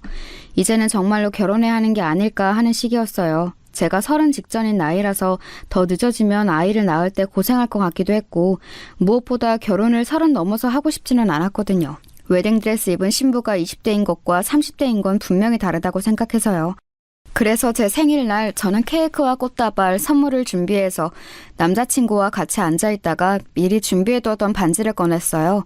남자친구가 청혼하지 않는다면 내가 하지 뭐 라는 단순한 발상이었죠. 어차피 약혼할 때는 남친이 반지를 줬으니까요. 제가 반지를 꺼내서 내미니까 남자친구가 무척 놀라더라고요. 뭐 놀랐을 것 같기는 해요. 아무리 그래도 여자 쪽이 먼저 반지 맞춰서 청혼하는 경우는 많이 없으니까요. 웨딩밴드를 미리 맞춰서 제작했다. 우리 커플링도 대학 때 맞춘 거밖에 없지 않느냐 설명하고서 저와 결혼해달라고 익살스럽게 고백했죠. 남자친구는 좀 망설이는 얼굴이었지만 알겠다고 하고서 반지를 받아 끼웠어요. 이제 나는 예비 신부, 남친은 예비 신랑이 되었다는 사실에 저는 너무 좋아서 기뻐 죽을 것 같았죠. 아주 어릴 때부터 하고 싶었던 결혼을 드디어 사랑하는 사람과 이루게 되었다는 것이 좋았거든요. 하지만 묘하게 결혼을 약속하고서 준비를 하기 위해 제가 동분서주하기 시작한 그때부터 예비 신랑이 심드렁해지더군요. 원래는 저한테 작은 선물도 많이 해주고 자주 불러내서 같이 밥 먹고 데이트하는 일이 무척 많았었거든요. 그런데 그때를 기점으로 제가 귀찮다는 듯이 굴기 시작했어요. 결혼 준비하러 이런 걸 보러 가야 한다, 이걸 골라야 한다, 이거 예약하려고 알아봐야 한다 이야기를 해도 예비 신랑은 듣는 둥 마는 둥 제가 뭐라고 하거나 말거나 가만히 있더라고요. 도리어 제가 내린 결정에 태클을 걸거나 비웃어서 사람 열받게 하고 결국은 싸움으로 데이트가 끝나는 일이 너무 잦아졌어요. 그러던 끝에 불과 한 달도 지나지 않아서 제가 폭발했었죠. 대체 뭐가 문제냐고, 나랑 결혼을 하긴 할 거냐고 소리를 질렀어요. 저는 너무 당연하게도 제가 이렇게 말하면 예비 신랑이 미안하다고 할 줄 알았죠. 어차피 결혼할 사람인데 당연히 사이가 좋게 유지되는 걸 바라지 않겠어요? 하지만 예비 신랑의 반응은 제 예상과 완전히 달랐었죠. 말 안 하려고 했는데 진짜 해야겠다. 너 진짜 나하고 결혼하고 싶어? 당연한 거 아니야? 무슨 말이 하고 싶은 거야? 너도 나하고 결혼한다 했잖아. 야, 솔직히 너랑 나랑 스펙이 맞는다고 생각하냐? 난 대기업에서도 지금 인정받고 있고, 넌... 나? 내가 뭐? 나한테 문제가 있다는 거야? 솔직히 조그만 회사에서 뭐 비전도 없고 언제 잘릴지도 모르고 내가 너하고 결혼해야 할 이유가 뭐가 있어? 솔직히 말하면 그러잖아. 예비 신랑은 당연하다는 듯이 그렇게 말했고 저는 너무 충격을 받았어요. 그 작은 회사에서 월급 받아 졸업 전까지 이것저것 스펙 쌓으라고 돈 보태줬던 게 저인데 이제 대기업 취직해서 자리 잡고 나니까 저런 소리를 하더군요. 더 충격은 그 다음이었어요. 나 여자도 능력 봐. 그리고 네 친구 미선이 걔하고 사귀고 있어 지금. 뭐라고? 의대 미선이? 내 베프? 그래, 이제 레디전트잖아. 능력 있는 네 친구가 너보다 100배 낫지. 예비 신랑은 그렇게 말하면서 웃더군요. 저는 귀를 의심했어요. 비록 그 친구가 너무 바쁜 인턴과 레지 과정을 거치면서 자주 연락을 할 수 없어 요즘 조금 뜸해졌다고는 해도 대학 시절부터 지금까지 베프인 건 확실했거든요.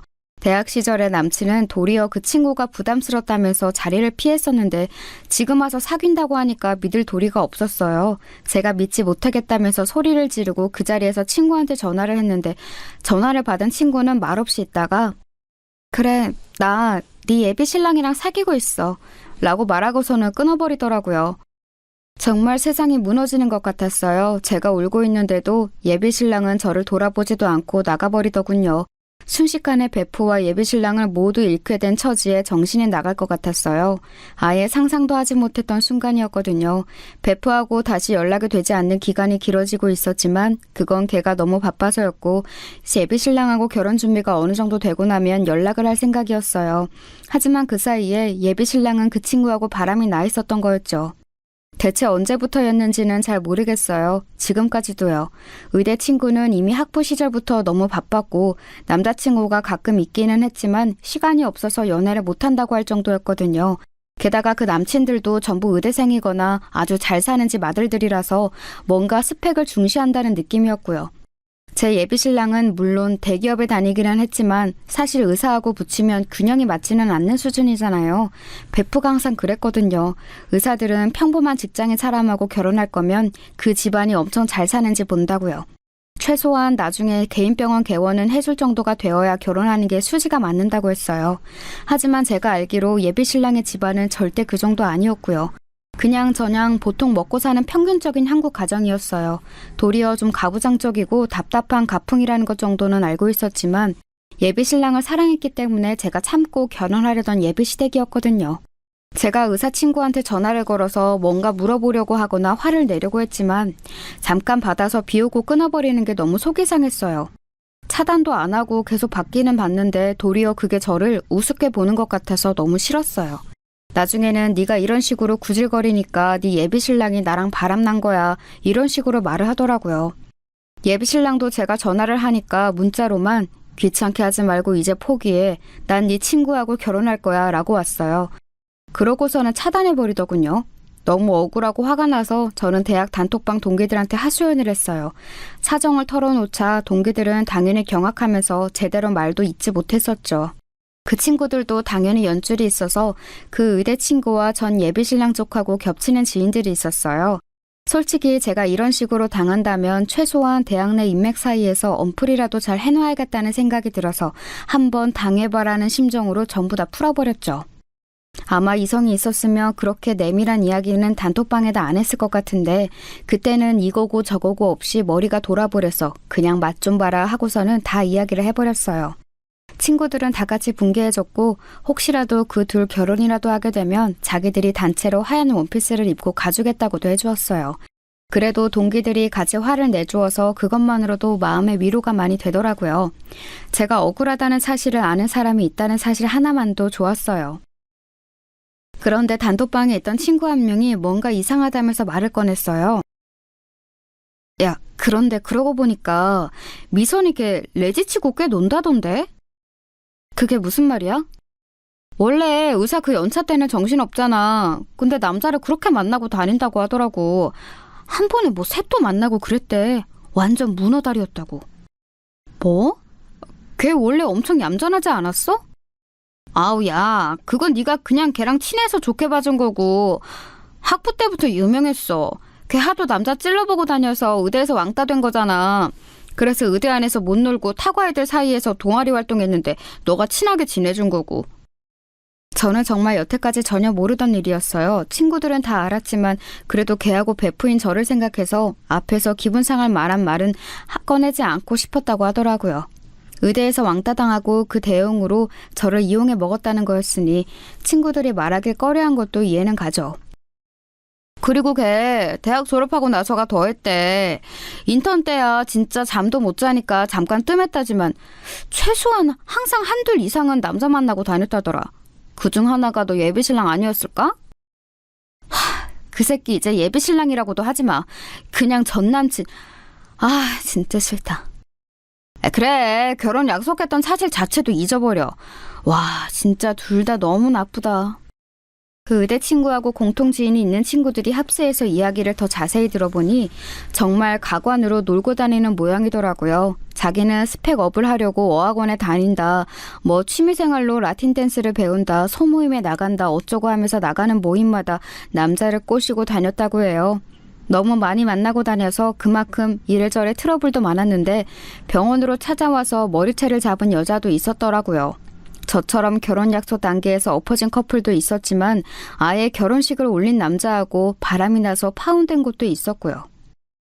결혼식 전에 깨져서 차라리 다행이라고 해야 하니 나는? 차라리 다행일 수 있어.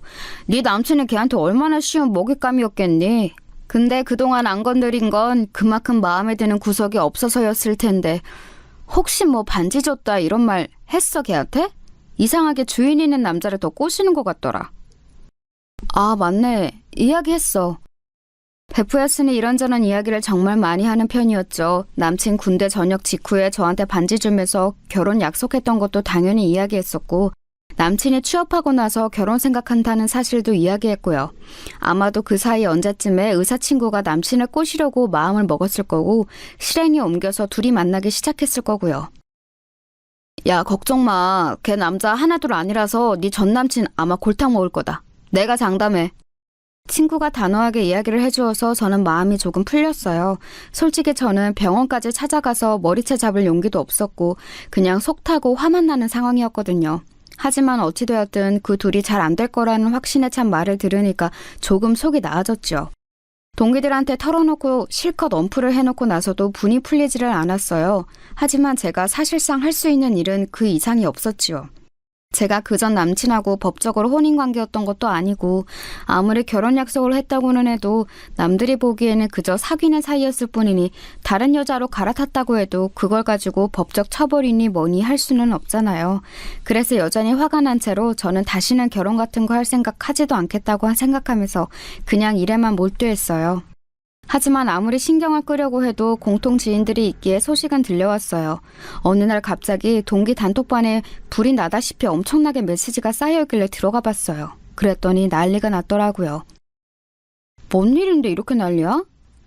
아, 그게 미선이 관련된 일인데 제가 들어가니까 갑자기 애들이 말을 조심하는 눈치이기에 저는 어리둥절해서 물었고 친구 하나가 망설이다가 대답해줬어요. 아무래도 그전 베프와 관련한 일이었기에 피해 당사자였던 저 앞에서 말하기가 망설여졌던 거였겠죠. 걔 임신했다더라고. 지금 그래서 병원도 휴직하고 좀 쉬어야 하는 모양이던데. 설마 그 새끼예요? 지금 상황 봐서는 그런 것 같아. 와, 미친놈. 임신 4개월이라고 하더라. 친구가 머뭇거리며 전해준 말에 귀가 다시 한번 막혀왔어요. 아직 헤어진 지 2달도 되지 않는 상황. 임신 4개월이라면 그 전에 이미 잠자리를 했다는 이야기죠.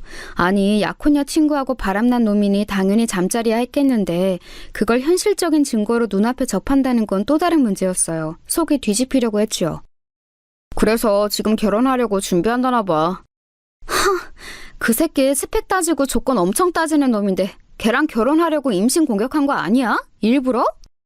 가능성 있지. 의사 아내 만나기 쉽지 않으니까. 아무래도 먼저 임신시키고서 결혼하려고 일부러 피임도 안 했을 수도 있고. 아, 진짜 더러워. 정말 제가 한때 사랑했고 그때까지도 좀 미련이 남았던 남자였기 때문에 더 징그럽고 더럽다고 느껴졌어요. 어떤 분들은 미련이 남다니 제정신이냐고 하실지도 모르겠지만 오래 연애했고 또 정말 좋은 사람이라고 생각했었거든요. 지금 잠깐 정신이 나간 거 아닐까, 그냥 좀 가만히 기다리다 보면 정신 차리고 받아달라고 무릎 꿇고 빌지 않을까 하는 마음이 안 생길 수가 없었죠. 하지만 다시 생각해보면 대기업 들어가서 그렇게 사람이 확 달라지는 꼴을 보니 저 사람을 믿을 수가 없긴 했어요.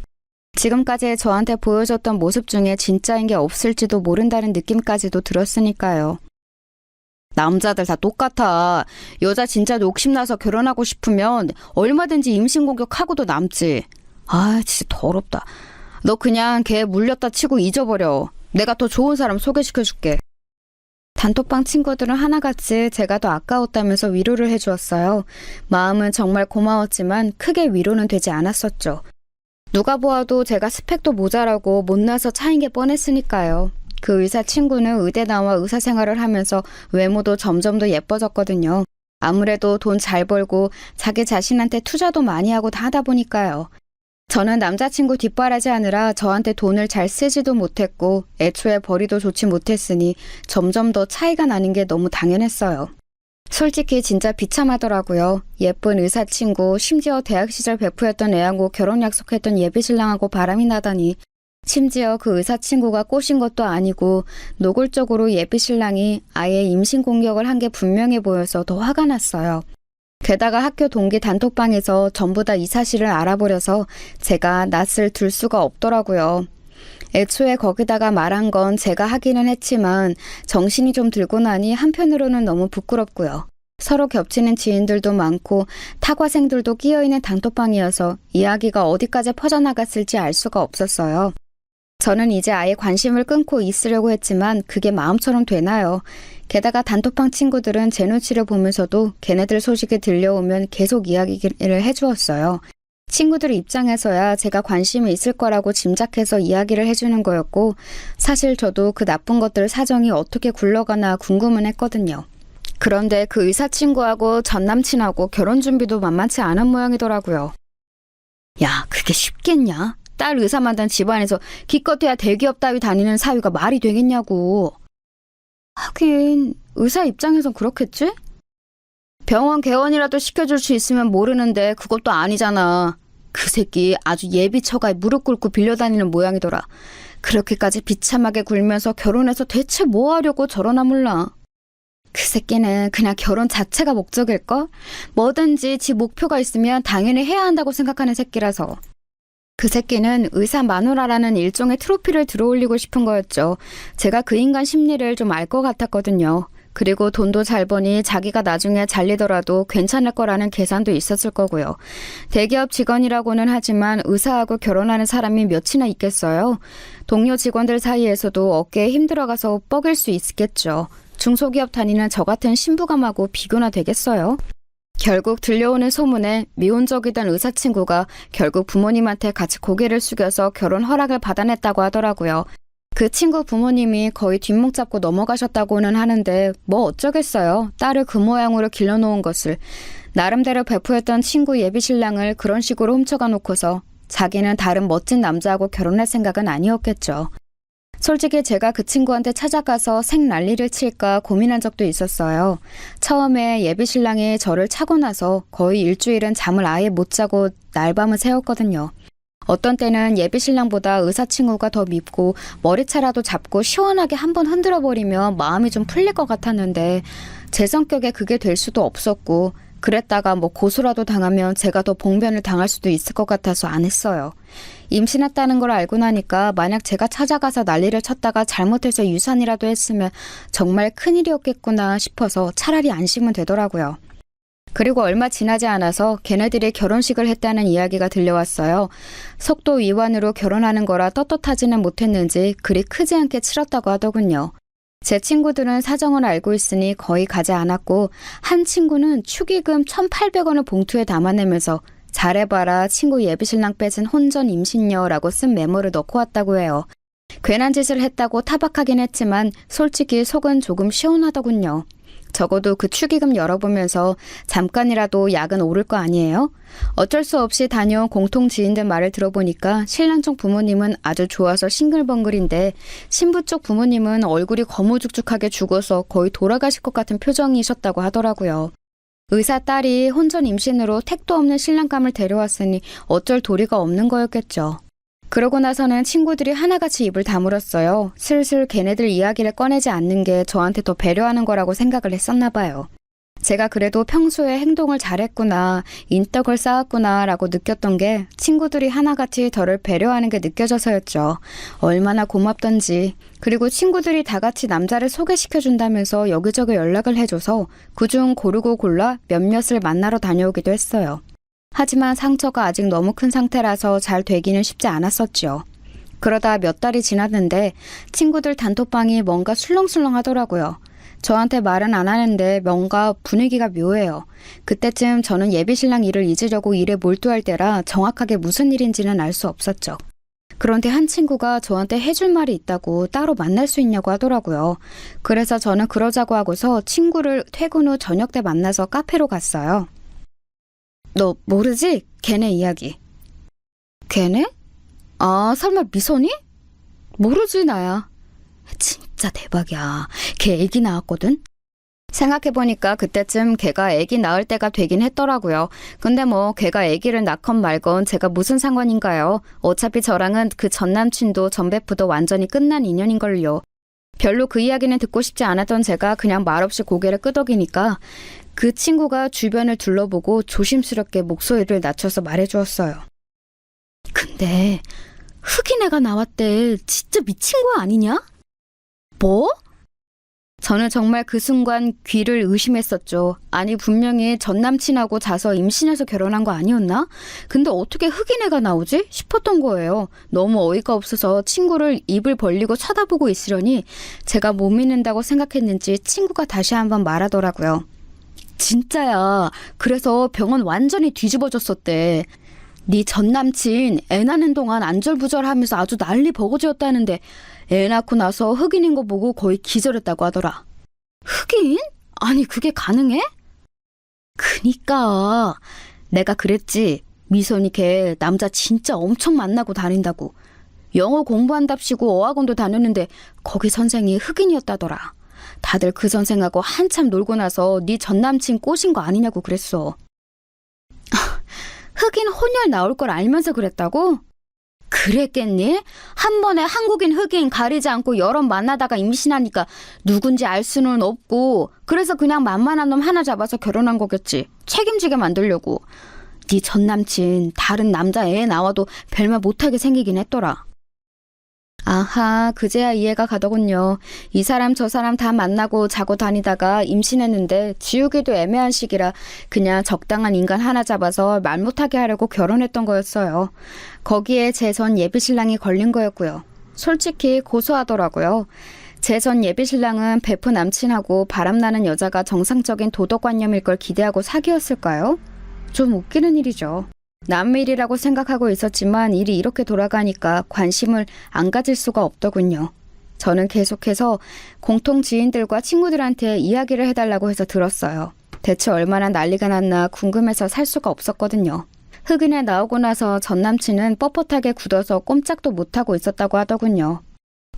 애 인종에 대해서 어떤 이야기를 둘이 나눴는지는 몰라도 출산한 아내가 아직 병원에 있는데 그냥 집에서 다 짐 싸들고 나왔다는 이야기를 들었어요. 당연한 것 같으면서도 쪼잔해 보이기도 하고. 본인이 선택한 일이잖아요. 서로 도덕적인 기준이라고는 바닥인 것 같은데 그거 알면서 결혼한 거 아니었을까요? 그래놓고 다른 남자 아이라고 그렇게나 충격받은 것처럼 집까지 나올 일이람 하는 생각이 들더라고요. 어차피 저를 가장 비참한 방식으로 배신한 인간 일이었으니까요. 그러고서 이혼을 한 해 만에 그 의사 친구 직장에도 소문이 짜게 퍼져서 난리가 났다고 하더군요. 거기에 제 이야기까지 끼워져서 퍼졌다고 해요.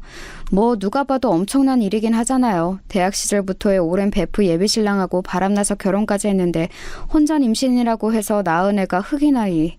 어디 결혼과 전쟁 이런 프로그램에나 나올 법한 일 아닌가요? 전 남친은 이혼할 거라고 소리소리 지르고 난리를 떨고 다니고 있고 반대로 의사 친구는 뻔뻔하게 이왕 낳은 거 어쩔 거냐고 인종 다른 게 뭐가 그렇게 문제냐고 한다고 했어요. 너하고 만나기 전에 다른 남자 만났던 게 뭐가 그렇게 큰 문제냐고 도리어 적반하장격으로 나왔대요. 저는 그 이야기들을 들으면서 친구들하고 그들 뒷담으로 거의 날밤을 새우다시피 했어요. 저는 정말 전혀 몰랐던 일이었는데 그 의사 친구한테 저 말고도 남친 빼앗겼던 애들이 두세 정도 더 있더라고요. 물론 대학 시절 어릴 때 일이기는 했는데 그때부터도 그렇게나 양다리도 아니고 문어다리로 남자들을 그렇게 많이 꼬시고 다녔다면서 친구들이 결국 저렇게 될 줄 알았다고 고소해하더군요. 저도 이제 남일이라 그저 웃기만 했어요. 결과가 그 꼴이 난 걸 보니 복수하고 싶은 마음도 사라진 지 오래였고 그냥 쟤네들이 멀리서 지들끼리 싸우기만 하면 되겠다 싶었어요. 그런데 걔네들 이야기가 아주 꿀잼이라면서 친구들끼리 뒷담을 까고 난 후 한 달도 채 지나지 않았을 무렵이었어요. 제가 퇴근하는 길이었는데 회사에서 나와 지하철역으로 가려는 순간 앞에 어떤 남자가 불쑥 가로막더라고요. 전 너무 놀라서 소리를 지를 뻔했는데 그 남자가 얼른 손을 들면서 저한테 말했어요. 나야 자기야 놀라지 마. 너무 갑자기 왔지? 아니 어쩐 일이야? 그 남자를 다시 보니까 더욱이나 놀라웠어요. 바로 제 전남친이었거든요. 저까지 차고서 결혼한 놈이 갑자기 왜 찾아왔나 저는 의심스러운 눈으로 쳐다봤지요. 그랬더니 전남친은 불안한 얼굴로 눈을 굴리더니 머리를 갑자기 숙이더군요. 자기야, 내가 말하자면 복잡한데 그게 나 걔랑 이혼했어. 이혼했다고? 정말이야? 말도 안 되는 소리였어요. 제가 그 이야기를 들은 지 얼마 되지도 않았는데 제가 이야기를 들은 날 곧장 이혼 서류를 썼어도 아직 숙려기간도 지나지 않았을 시기였죠. 더군다나 그 의사 친구가 절대 쉽게 놔주지도 않았을 게 뻔했어요. 정상적인 애아빠로 들어앉히려고 발목 잡은 건데 거기에 넘어갈 정도로 멍청한 놈을 놔줄 리가요. 적당히 달래다가 시간 지나면 포기하겠지 싶어서 기다리고 있겠죠. 전 남친은 제가 되묻자 뭔가 찔끔한 얼굴로 고개를 숙였어요. 아니 그게 이혼하려고 노력 중이야. 정말이야. 이혼하려고 생각만 하고 있는 거 아니고 걔가 이혼은 해주겠대? 소송이라도 할 거야. 걔가 유책이니까 이혼은 확실히 할 수 있어. 그러니까 왜 지금 와서 이혼하려고 해? 네가 원하던 능력 있는 아내잖아. 의사 아내를 네 주제에 어디 가서 또 구하게? 이왕 이렇게 된 거 저는 차단되어서 그동안 못 퍼부었던 말을 제대로 한번 퍼부어보자 싶었습니다. 사실 의사 친구도 물어뜯고 쉽게 믿기는 했지만 가장 큰 문제는 전 남친 아니었겠어요? 지가 정신만 똑바로 박혀 있었다면 절대로 저를 버리고 이런 식으로 떠날 리가 없었죠. 제정신이 아닌 놈이니까 애초에 저를 무시하는 마음이 컸으니까 낼름 의사 아내 만든다고 도망가 버린 거였다고밖에 볼 수 없었어요. 제가 날카롭게 반문하자 전 남친은 당황해서 얼굴이 시뻘개지더군요. 목소리 좀 줄여. 자기 직장 사람들 듣겠다. 그게 뭐 어때서? 난 잘못한 거 없어. 잘못은 네가 했지. 저는 어차피 직장 사람들이 다 제 파혼에 관한 사실을 알고 있었어요. 직장이 워낙 작은 곳이고 동료들하고도 친구처럼 지내는 곳이라서 미주알 고주알 다 이야기를 해놨었지요. 그래서 지금 와서 전 남친에 대한 소문이 퍼진다고 해도 정말 아무런 상관이 없었어요. 가능하다면 전 남친 직장 그 대기업까지 쫓아가서 이 새끼가 무슨 짓을 했는지 소리소리 지르면서 다 알리고 싶었지만 제 신경이 더 피곤할 게 뻔해서 그만두었을 뿐이었죠. 알겠어. 진정해. 나 할 이야기 있어서 왔어. 뭔데? 다시 나랑 만나주면 안 될까? 내가 정말로 잘못했어. 뭐? 전 남친은 아주 불쌍한 얼굴을 하고서 저를 쳐다보고 있었어요. 이혼도 안 한 주제에 지금 저한테 다시 만나달라고 하면서 저렇게 뻔뻔한 표정을 하고 있다니 믿을 수가 없었죠. 너 지금 이혼도 안 했다며. 지금 나한테 불륜녀 되라는 소리야? 아니, 그보다 너 나한테 정말 미안하기는 해? 미안하면 네가 나한테 얼굴 빳빳하게 들고서 이런 소리를 하면 안 되지. 자기야, 나 좋아했잖아. 자기가 청혼할 만큼 나 좋아하지 않았어? 다시 만나면 되잖아. 전 남친은 제 반응을 예상하지 못했다는 듯이 당황한 얼굴이었습니다. 그 얼굴에 제가 더 황당했죠. 대체 이 새끼는 날 뭘로 보고 있었던 거지? 싶었어요. 그러니까 제가 먼저 결혼하자는 말을 꺼냈기 때문에 사귀는 동안 제가 더 성의를 다하고 배려했기 때문에 제가 지를 죽을 만큼 사랑하는 줄 착각하고 있었던 모양이에요. 물론 사귀는 동안 정말 사랑했던 것은 맞지만 그랬기 때문에 그런 식으로 더럽게 차였을 때 완벽하게 마음을 떼어냈다는 사실도 예상하지 못했던 걸까요? 인간이 어떻게 저럴 수가 있는 건가 싶어서 저는 어이가 없어서 말없이 전 남친을 노려봤어요. 자기야, 내가 이렇게 빌게. 나하고 결혼해줘. 내가 이혼하고 나서 자기한테 정말 잘할게. 이혼 어차피 금방이야. 제가 아무런 반응이 없자 뭔가 잘못되었다고 느꼈는지 전 남친은 좀 다급한 얼굴이 되더군요. 자기가 대기업 취직하고 나서 잘 나간다고 생각한 이후에는 저한테 단 한 번도 저 자세를 보인 적이 없는 인간이거든요. 그런데 그때는 아주 비굴하다고 생각될 정도로 저한테 허리까지 굽혀가면서 미안하다고 몇 번이나 이야기를 하더라고요. 거의 무릎을 꿇을 기세로요. 퇴근하는 길이라서 지나가는 사람들이 다 쳐다보니까 부끄럽긴 한지 여기저기 흘끗거리면서 굽실거리는데 황당하기도 하고 어처구니도 없고 이럴 거면 애초에 제 친구하고 바람이 나면 안 되었던 거였죠. 저는 너무 어이가 없어서 전화를 꺼내들어 의사친구 번호를 눌렀어요. 그 친구는 건방지게도 제 번호를 차단도 안 하고 전화를 할 때마다 꼬박꼬박 받아서 저를 비웃었거든요. 이번에도 역시 제가 전화하니까 받더라고요. 그런데 제가 건 건 영상통화였죠. 어쩐 일이니? 야, 잠만 말고 네 남편 여기 온 거나 봐. 그러고서 바로 전화를 돌려서 전 남친 낯짝을 보여줬어요. 화면에 자기 모습이 비치니까 전 남친은 화들짝 놀라서 얼굴을 가렸지만 이미 늦었죠 뭐. 그러게 누가 이런 식으로 찾아와서 구질구질하게 굴렸나요? 야, 너 되게 구질거렸나 보다. 네 남편 여기까지 와서 나한테 만나달라고 하는 거 보면. 야, 너 거기서 뭐해? 다른 남자, 그것도 흑인 애새끼 낳아놓고 뭔 큰 소리야! 전 남친은 열이 받았는지 꽤 큰 소리를 내더라고요. 주변 지나가는 사람들이 다 쳐다볼 정도로요. 저는 사람들이 오해할까봐 손사래를 치면서 통화하는 사람하고 이야기하는 거라고 얼른 이야기했는데 꼴이 좀 우습더군요. 너 두고 봐 너? 그렇게 부들부들 떨리는 목소리로 외치고서 의사친구가 전화를 끊었어요. 스피커를 최대치로 올려놨던 덕분에 아주 길거리가 쩌렁쩌렁 울렸죠. 전 남친은 제가 그렇게 정없이 나올 줄은 몰랐다느니 어떻게 이런 식으로 자기한테 굴 수가 있냐느니 난리가 났는데 저는 들은 척도 안 했어요. 결국은 혼자 피를 토할 정도로 떠들다가 결국 반응 없는 저한테 지쳐서 도망치듯이 자리를 떠나더라고요. 그러게 누가 바람나서 다른 여자랑 결혼한 놈이 전 여친한테 찾아오려고 했나요? 그러고 나서 친구들 단톡방에 그 이야기를 했더니 아주 불이 났어요. 다들 그 의사친구하고 제 전 남친 욕하느라고 정신이 없었죠. 몇 날 며칠을 그 둘 욕으로 단톡방에 날려왔는데 결국 그 한 달 뒤쯤 걔네들이 정말로 이혼 절차를 밟고 있다고 하더라고요. 둘 다 모은 돈도 별로 없이 개털이라 생각보다 이혼은 쉬울 것 같다고 대신 여자 쪽에 양육비를 달라는 적반하장 주장을 하고 있어서 전 남친이 기가 막혀 죽으려고 한다고요. 저는 그냥 그 이야기를 듣는 게 꿀잼이기는 했어요. 결국 이혼을 하기는 했는데 시달려서 아주 너덜너덜해졌고 그 과정에서 자기 회사에도 사정이 다 알려졌다고 했어요. 의사 아내 맞는다고 회사에서도 얼마나 자랑을 했겠어요.